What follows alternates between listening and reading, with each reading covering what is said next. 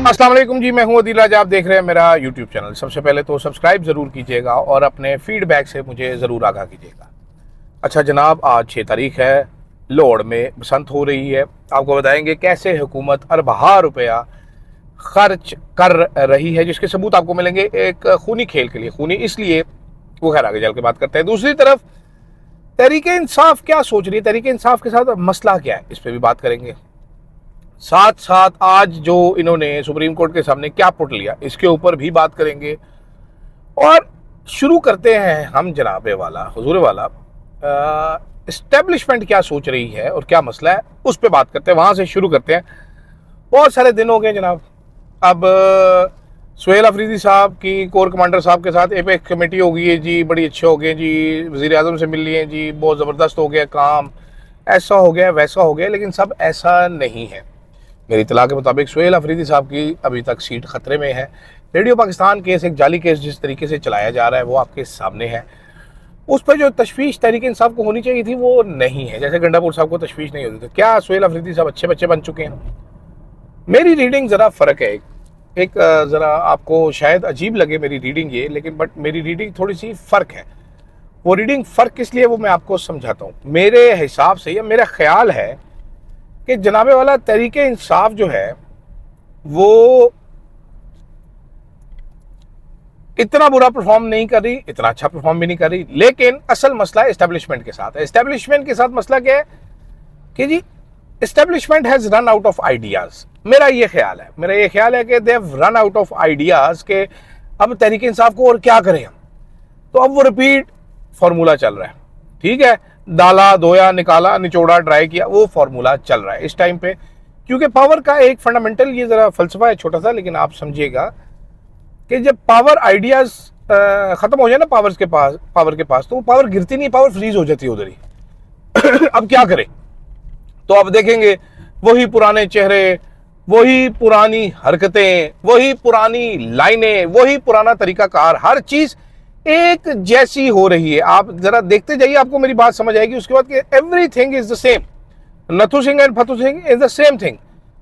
DJ HPR की तकरीरें भी एक जैसी हो चुकी हैं, मोहसिन नकवी की तकरीरें भी एक जैसी हो चुकी हैं, सब एक जैसी बात, हम नहीं छोड़ेंगे, हम ये करेंगे, हम वो करेंगे। दिस क्लियरली इंडिकेट्स के दे have run out of ideas. ठीक है, अब जब आप आइडियाज से रन आउट हो जाते हैं तो ये ज़रूरी नहीं है कि जी जनाब आप अब पावर इस्टेब्लिशमेंट गिर जाएगी। होता क्या है, वो फ्रीज हो जाते हैं, वो उसी जगह पे फ्रीज हो जाते हैं, यानी कि जिसको कहते हैं स्टॉल हो जाते हैं। एक जहाज़ होता है वो ऐसे उड़ता है, स्पीड पकड़ेगा तो निकल जाएगा, वरना स्टॉल होना शुरू हो जाएगा, स्टेगनेंट हो जाएगा। ठीक है, आप कहेंगे स्टेगनेंट हो जाते हैं, एक जगह पे फंस जाते हैं। पाकिस्तान में जो एस्टेब्लिशमेंट है हमारी, वो कैसे सर्वाइव करती है? वो सर्वाइव करती है जनाब, रीशफल्स होते हैं, इंजीनियरिंग के नए नए तरीके आते हैं। महकमा ज़राअत आपने देखा है 90s में कौन से तरीके होते थे, वो सारी चीज़ें चेंज होती रहती थी, पुराने स्क्रिप्ट में एडिटिंग कर दी। अब ऐसा क्या हुआ है कि जनाब वो अरशद शरीफ साहब जो हैं वो बार बार कहा जाते थे कि इनके पास अब ये एक ही प्ले बुक रह गई है, निकाल के ले आए तहरीके इंसाफ से डील करने के लिए, ओल्ड प्ले बुक। ठीक है, पहले ये एडिट्स करते थे, जिद्दत आती थी, नहीं है, हमने सुना खलाई मखलूक आ गई है, ये आ गया वो आ गया। अब कुछ भी ऐसा नहीं हो रहा। जो भी ट्रिक ये करते हैं वो एक्सपोज हो जाती है, वो लोगों को पता चल जाती है। ये वन ट्रिक पोनी बनता हुआ हमें नजर आ रहा है पावर हमारा सर्कल इस टाइम पे। कैसा चाहिए, आप इसका डिसीजन लीजिएगा। ठीक है, अब होता क्या है? होता ये है कि जब पावर या एस्टेब्लिशमेंट स्टेगनेंट होती है तो इसका मतलब है वो थक चुकी है, वो तगड़ी नहीं है, वो थक गई है। तो एक जगह पे आके रुक गई, वो साह रह रही है, वो हफ गई है। ठीक है, जब वो हफ जाती है तो एग्जॉस्ट हो जाती है, तो फिर आपको लगता है स्टेबिलिटी है, स्टेबिलिटी आ गई। अब नहीं यार, वो नहीं हो रहा जो पहले होता था, वो नहीं हो रहा था, वो पहले होता था, वो ऐसा ड्रामेटिक किस्म के क्रैकडाउन नहीं हो रहे जी, कोई ताज़ा बताज़ा खूबसूरत पॉलिटिकल इंजीनियरिंग नहीं हो रही, कोई जनाब नया प्रोजेक्ट नहीं लॉन्च हो रहा, बड़ा अरसा हो गया कोई नया प्रोजेक्ट नहीं लॉन्च होगा। ठीक है, तो फिर सारे कंक्लूजन क्या होता है ऐसे टाइमों पे? कंक्लूजन होता है कि जनाब सिस्टम अब बहुत कॉन्फिडेंट है, अब सिस्टम ने पावर पकड़ ली है, अब सिस्टम जो है वो बड़ा छिक मार 4.5 हो गया, अब बस इनको कोई खतरा नहीं। जैसे कि हमारे बहुत सारे बड़े बड़े तज्जियाकार आजकल ये कंक्लूजन आपको निकालते हुए दिख नजर आते। होता क्या है? ठीक है, इसको बोलते हैं इंस्टीट्यूशनल फटीक, के पास वो थक गए ना यार, अब कितना मारेंगे। तरीके इंसाफ वाले तो याजूज माजूज बने हुए हैं, वो तो बाज ही नहीं आते हैं, वो तो रुकता ही नहीं है। ठीक है, तो क्या करेंगे? पाकिस्तान की एस्टेब्लिशमेंट हिस्टोरिकली हम जब देखते हैं वो क्रिएटिव रही है, उनके पास अल्टरनेटिव क्रिएट करते रहे हैं, वो हर दफ़ा वो ओपोनेंट्स को तोड़ते रहे हैं, वो नैरेटिव को कंट्रोल करते रहे हैं, वो लेजिटिमेसी को मैन्युफैक्चर करती रही है एस्टेब्लिशमेंट। ये तो हिस्टोरिकल फैक्ट्स हैं। इस बार क्या हुआ? लेजिटिमेसी मैन्युफैक्चर नहीं की जा रही। तरीके इंसाफ को इतना तोड़ा, वो अंदर से उतनी मोटी निकल आई। जो जमात हमें फ्रेजाइल तरीन लगती थी वो इतनी तगड़ी निकल आई। उसके बाद जनाब अब नई पार्टियां लॉन्च की, वो लॉन्च नहीं हो सकी। ठीक है, तो नैरेटिव वो हाथ से निकला पड़ा, बयानिया बन ही नहीं पा रहा।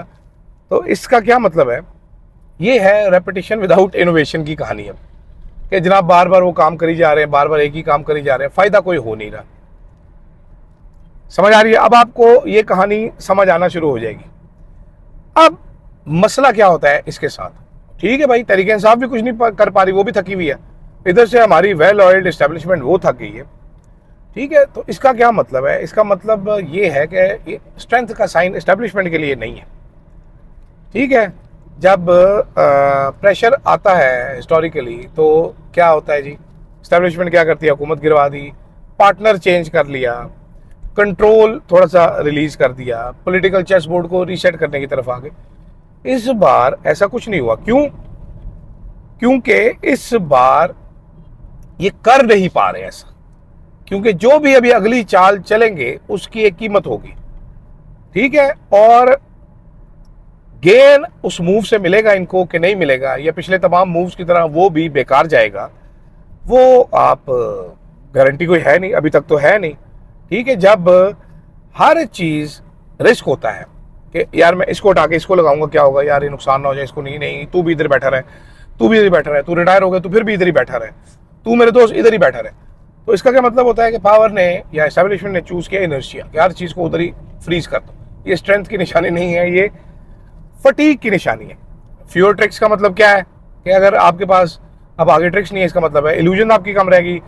पावर चलती किस पे है? Game of Thrones, power is an illusion and a very small man can cast a very large shadow on the wall. याद होगा आपको।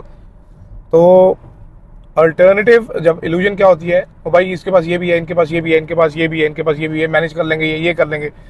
टाइम इनके पास है। अभी बातें क्या हो रही है? ये मैनेज नहीं कर पा रहे, इनसे संभाला नहीं जा रहा, बंदा ही कोई नहीं, और किसको लेके आएंगे, सारे चोर इकट्ठे कर लिए, और इनके पास तो टाइम नहीं है यार।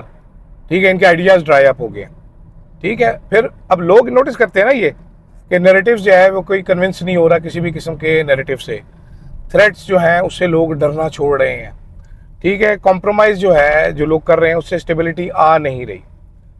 इसका ये मतलब नहीं है हाउएवर कि कल इनकलाब आ जाएगा। इसका ये मतलब है कि जो अवाम पे कंट्रोल है वो ज़रूर कमज़ोर फिलहाल पड़ गया। हाँ, इससे फ़ायदा उठाना होता तरीके इंसाफ ने तो वो उठा सकती थी। अब ये जो स्पेस आया है इसका ये मतलब नहीं है कि एस्टेब्लिशमेंट बड़ी प्यारी होगी, वो क्यूट तरीके इंसाफ की पपियाँ लेना चाहती है, या तरीके इंसाफ जो है वो बड़ी तगड़ी होगी, वो एस्टेब्लिशमेंट की पपियाँ लेना चाहती है। इसका मतलब है कि एस्टेब्लिशमेंट अनश्योर हो गई है।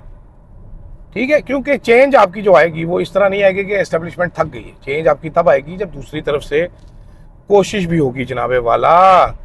ठीक है, तो अब इस टाइम पे जो अनसर्टेनिटी है जो इस इनर्शिया की वजह से पैदा हुई है, उसकी वजह से नैरेटिव में गैप है, इन्फोर्समेंट में गैप है, पॉलिटिकल इमेजिनेशन में भी गैप है। इसका मतलब ये है कि मौका मजेदार है। क्यों? क्योंकि तारीखी तौर पर कहा यह जाता है कि शिफ्ट कब होता है मीनिंगफुल? शिफ्ट तब होता है, तो उस टाइम नहीं होता है कि जब आप एस्टेब्लिशमेंट को डिफीट करेंगे, उस टाइम होता है जब एस्टेब्लिशमेंट क्रिएटिव होना बंद करते थे, जब उसको समझ नहीं आती कि आगे जाके क्या करना है। ठीक है, तरीके इंसाफ के लिए इसमें सबक ये है कि this is not a victory lap for PTI, is not a victory lap for PTI, it is for them कि वो जो आपस की घटिया सस्ती और दो पैसे की लड़ाइयाँ हैं वो ख़त्म करें, इकट्ठे हों और अपने लिए स्पेस पैदा करें और ब्रेक थ्रू करें। ये तरीके इंसाफ कर पाती है कि नहीं कर पाती? खैर ये वीडियो लंबी हो जाएगी, मैं ड्राइव करते हुए वीडियो बना रहा हूँ आज फिर, क्योंकि ड्राइविंग के दौरान मुझे ऐसे अजीम अजीम आइडिया आते रहते हैं। तरीके इंसाफ पे डिपेंड करता है तरीके इंसाफ अपने आप को कितना इकट्ठा करती है, कितना तगड़ा करती है, और उसके बाद किस तरीके से ब्रेक फ्री करती है। वरना अगर छोटे बच्चों की तरह आपस में ही लड़ना है तो मेहरबानी करके लड़िए, लगे रहिए। वो मशाल यूसुफजई को छोड़ दिए, शेर अजल मरवत को छोड़ दें, इसको छोड़ दें, उसको छोड़ दें, हालत आपकी क्या है वो आपको पता है, वो मुझे भी पता है। इमरान खान की बहन आपको गालियाँ निकालते हैं, आप उसकी बहन को गालियाँ निकालते हैं। ये आपका चल रहा है। मुलाकात आप कर नहीं सकते, रिपोर्टें आप ले नहीं सकते, असेंबली में आप रोला डाल नहीं सकते। हर जगह से आपको डराया जाता है तो आप बिल्ली बन के बैठ जाते हैं।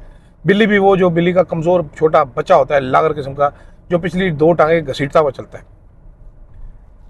अभी मेरी तहरीक इंसाफ के एक साहब से बात हुई तो मैंने उनको कहा जी मैं अक्सर ये कहता हूँ कि तहरीक इंसाफ वो सांड है, वो संडा है, इसको अपनी ताकत का पता नहीं है, इनको घास से बांध दो, ये उधर ही खड़े रहते हैं कि बड़ा मजबूत किला लगाया हुआ। तो जब तक ये बेवकूफ़ संडा बने रहेंगे इनके साथ यही होता रहेगा। जब ये ब्रेक फ्री करेंगे तो आगे भी चलेंगे। खैर भाई, अगले टॉपिक में छोड़ रहा हूँ क्योंकि इतना खूबसूरत मैंने इतनी प्यारी वीडियो कर दी, इतना जालिम आइडिया आपको समझा दिए। अब आप ये वीडियो देखें, फिर इर्द गिर्द देखें, फिर ये चीज़ें अप्लाई करें। मैं कहता हूँ बादशाह थोड़ी अक्खा खुलिया रह जाएंगे। बसंत शसान छड़ दो, लानत पे जो बसंत होते ऐ सुनो तुसी, ऐ सुनो और दूसरा तक पहुँचाओ। मुझे दीजिएगा इजाज़त जनाब। अल्लाह।